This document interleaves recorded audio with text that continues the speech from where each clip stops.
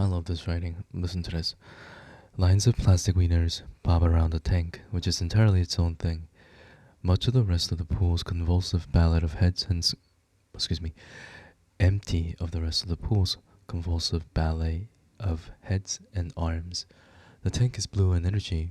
Excuse me. The tank is blue as energy, small and deep and perfectly square, flanked by lap lanes and SNCK BAR and rough hot deck in the bent late shadow of the tower and board.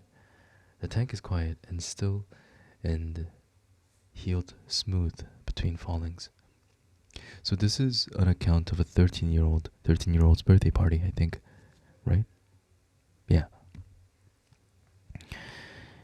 And um well, I think it's, it's an interesting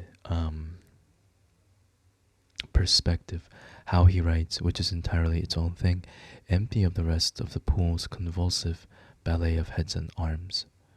It's a fascinating kind of perspective to think about.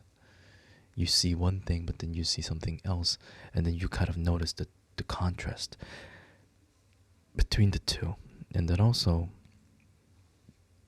this is what I liked as well when it says the tank is blue as energy.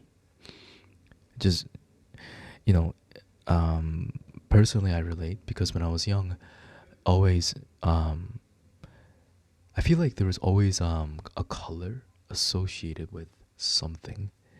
Energy was blue because when I was young, I watched an anime. It's called Naruto, and one of the signature moves that the main character Naruto does is a technique called Rasengan, and that is it's like sky blue. So and it radiates energy. It's like a powerful energy form of attack. Energy is so called it's called chakra in the anime in the story. Um, so that's one, and then be it sadness, maybe you associate sadness with black. You associate nothingness with maybe white color. It's a it was a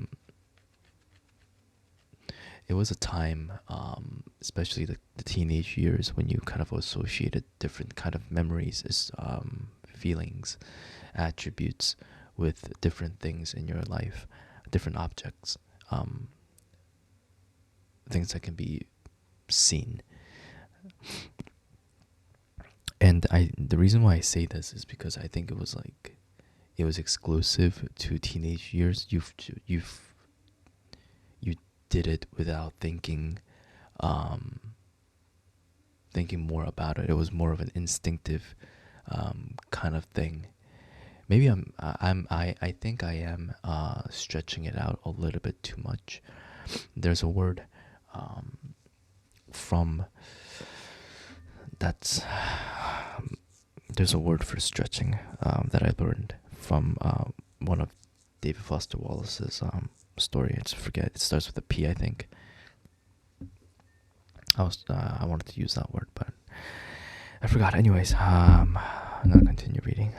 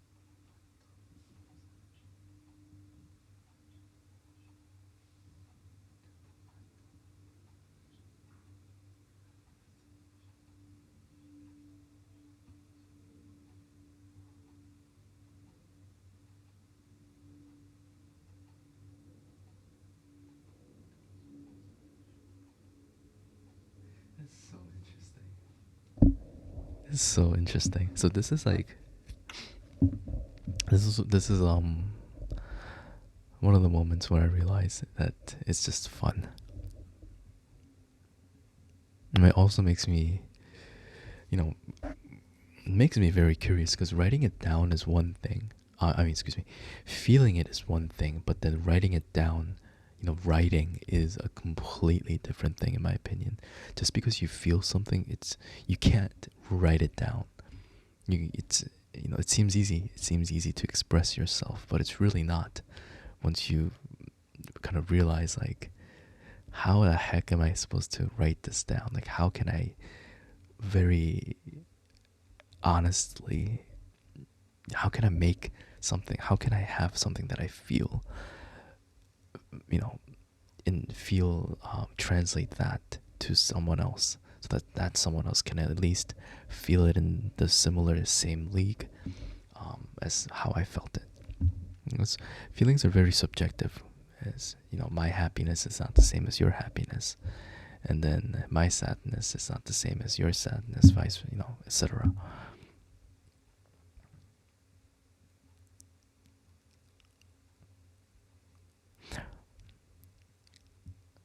Alright, let me just quickly read this part. There is a rhythm to it, like breathing, like a machine. The line for the board curves back from the tower's ladder.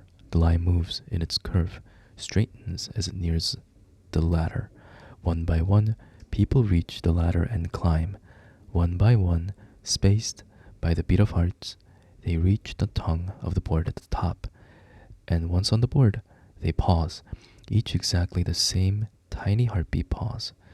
And their legs take them to the end, where they all give the same sort of stomping hop, arms curving out as if to describe something circular, total. Excuse me. They come down heavy on the edge of the board and make it throw them up and out.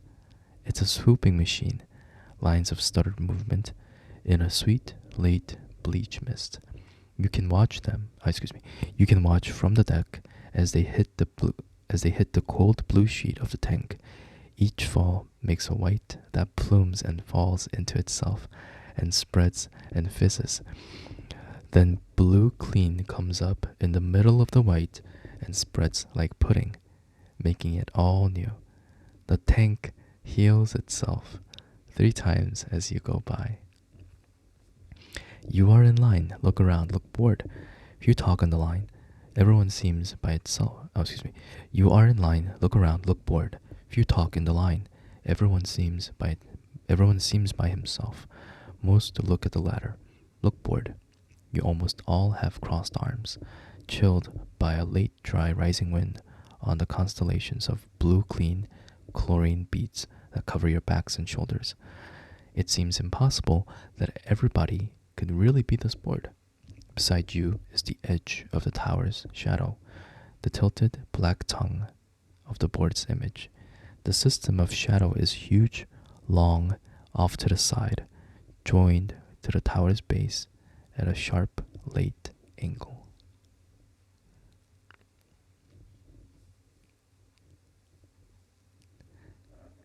Think about that. Just think about how he says the tank heals itself. Isn't that so interesting? The tank heals itself.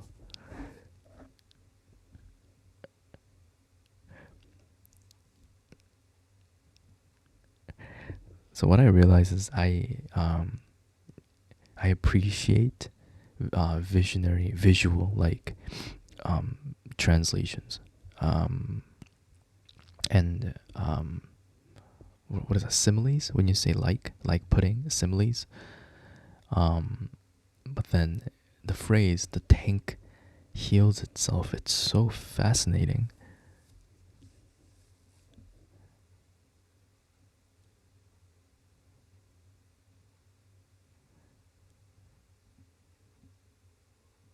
I mean, because we're talking about hearts, which is related to physiology, which is every we are all equipped with the ability to heal.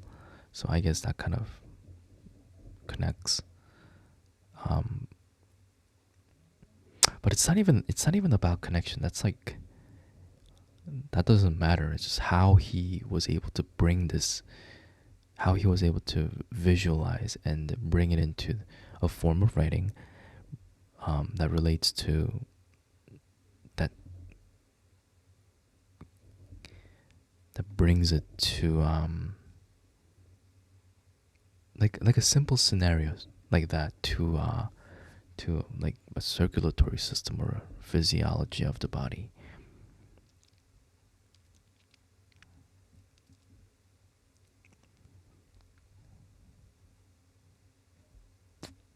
And then we are introduced with Look Bored If You Talk in the Line. And the author, is conforming. He's becoming he's becoming a part of the system. Like, breathing. In order for us to breathe, it's not just the lungs, it's not just the heart. Every part in our system is working in order to make us breathe, to perform that breathing action.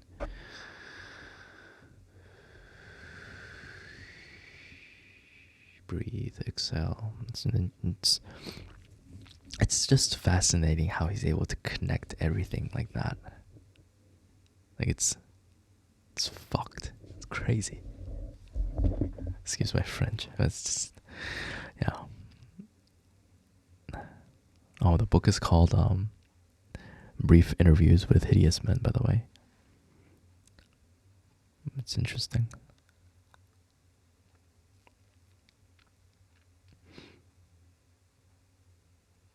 It's also interesting how he says everyone seems by himself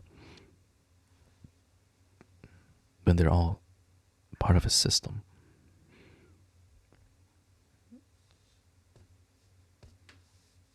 Or maybe he's saying that everyone looks alike in that form. Not everyone looks alike physically, but they're beings. Like, colors are all different, right? We have red, blue, yellow, orange, etc. Then when you look at it in a general form, it's a color. It's a form of visual, what do you call it? Like a reflection of light in the spectrum of yada yada yada. I don't know. Yeah, something like that.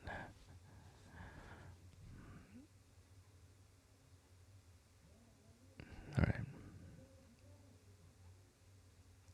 Almost everyone in line for the board watches the ladder. Older boys watch older girls' bottoms as they go up. The bottoms are in soft cloth, tight nylon stretch. The good bottoms move up the ladder like pendulums in liquid.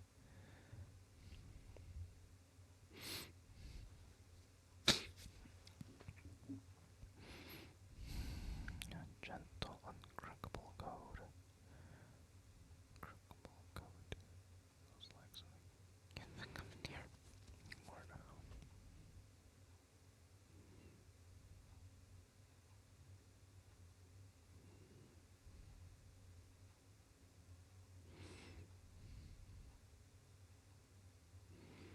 Look up past it, look across. You can see so well. Your mother is at her desk, reading, squinting, her face tilted up to get the light on her cheeks. She hasn't looked to see where you are. She sips something sweet out of a bright can. Your father is on his big stomach, back like the hint of a hump of a whale, shoulders curling with animal spirals, skin oiled and soaked red brown with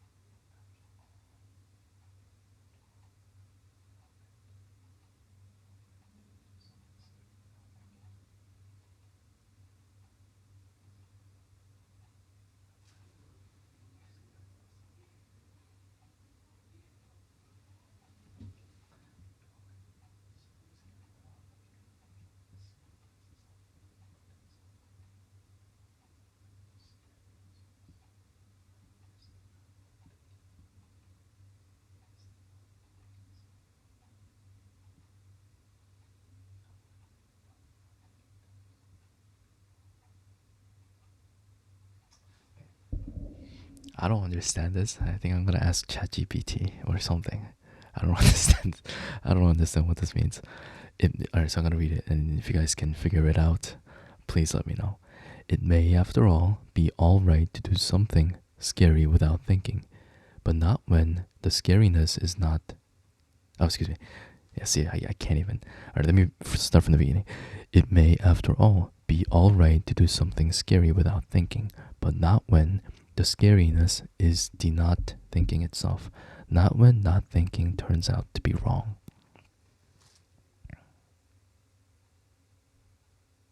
I don't know what that means.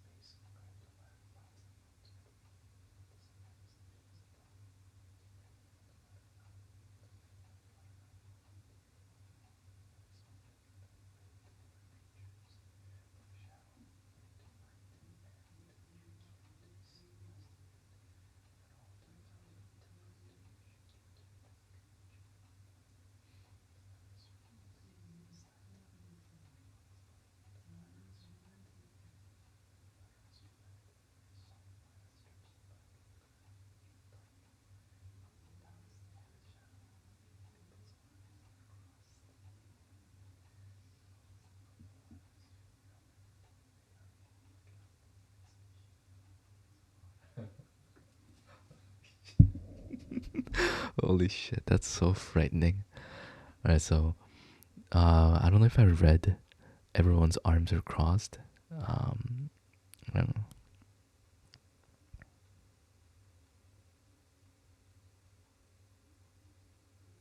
Yeah, I did. Yeah, I did. Let me read this line. The ladder. So this guy's terrified. He doesn't want to jump anymore, but he's thinking that he has no choice because the ladder is full beneath you, stacked up, everyone a few rungs apart. The ladder is fed by a solid line that stretches back and curves into the dark of the tower's canted shadow. People's arms are crossed in the line, so they're not happy. Those in the ladder's feet hurt, and they are all looking up. It is a machine that only moves forward. Imagine a 13-year-old feeling this, man.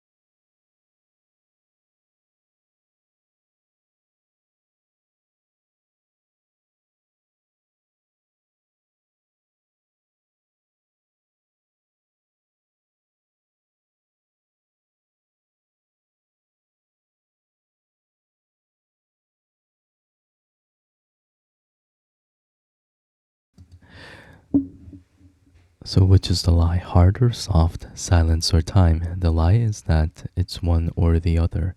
A still floating bee is moving faster than it can think. From overhead, the sweetness drives it crazy.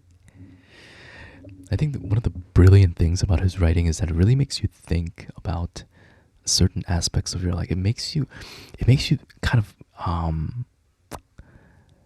it makes you kind of relate to certain scenarios, but then you can't really. It makes you, it makes you aware of certain things. It makes you aware of certain things that concurrently exist in your life, but you haven't been able to kind of catch up. But you haven't been able to recognize it. But then once you read it and think about it a little bit, you recognize what is happening, like the silence or time. Because time and silence. If you are in a quiet room or emptiness of your mind, or when you're just about to sleep, there is that silence. But then there is also this time. You recognize it, but then you want to think about it. You haven't really put in the time to really think about it.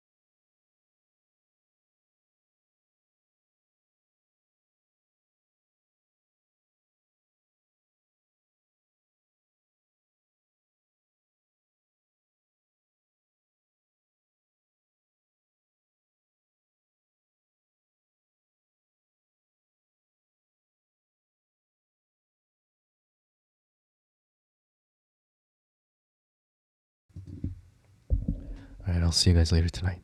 Bye.